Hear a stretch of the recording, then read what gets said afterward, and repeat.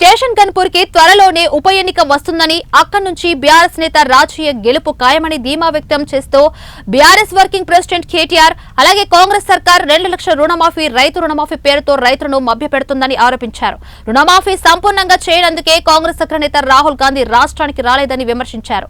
తెలంగాణ భవన్లో కేటీఆర్ సమావేశం నిర్వహించారు.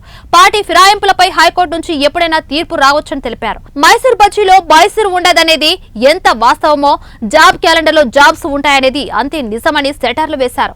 ఆగస్టు 15 లోపు 2 లక్షల రుణమాఫీ చేస్తానని సీఎం అబద్ధం చెప్పారని ఫైర్ అయ్యారు. చాలా సంతోషంగా ఉంది. ఎందుకంటే మొదటిది స్టేషన్ గన్పూర్ నియోజకవర్గంలో నాకున్న అవగాహన మేరకు ఎందుకంటే మొన్న నేను ఢిల్లీలో కూడా అక్కడ సుప్రీంకోర్టు సీనియర్ లాయర్స్తో కూడా కలిసి వచ్చిన కాబట్టి చెప్తా ఉన్నా, తప్పకుండా తొందరలోనే స్టేషన్ గన్పూర్లో ఉప ఎన్నిక వస్తుంది. తప్పకుండా అందులో మళ్ళీ తిరిగి రాజయ్య గారి గెలుపుకి ఈరోజు ఒక మొదటి అడుగు పడిందని నేను అనుకుంటాను మనస్ఫూర్తిగా. ఎందుకంటే కేసీఆర్ గారు పార్లమెంట్ ఎన్నికల సందర్భంగా వచ్చినప్పుడే చెప్పినారు, గన్పూర్లో ఉప ఎన్నిక రావడము ఖాయం, తప్పకుండా మనం గెలవడం ఖాయం అన్న మాట చెప్పినారు. చెప్పిన దానికి అనుగుణంగానే నేను కూడా వ్యక్తిగతంగా అనుకునేది, హైకోర్టులో ఆల్రెడీ తీర్పు రిజర్వ్ చేసి పెట్టుకొని ఉన్నారు, అక్కడ సానుకూల ఫలితం వస్తుందని నేనైతే అనుకుంటా ఉన్నాను. ఎందుకంటే ఆశాభావం ఉంది, తప్పకుండా వస్తుంది.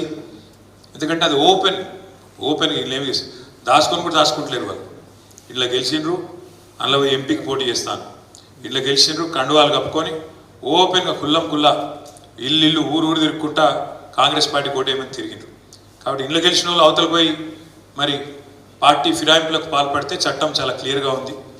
మే 2023లో సుప్రీంకోర్టుకు సంబంధించిన రాజ్యాంగ ధర్మాసనం కూడా స్పష్టంగా తీర్పిచ్చింది.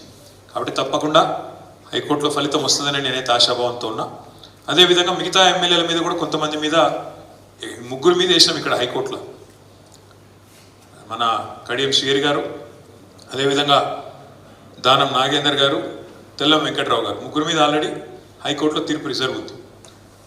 మిగతా వాళ్ళ మీద సుప్రీంకోర్టుకు పోవాలనే ఆలోచన కూడా చేసినాం. మనం పోయి కలిసినాం ఢిల్లీలో, సీదా పోయి డైరెక్ట్గా సుప్రీంకోర్టులో వేద్దాం.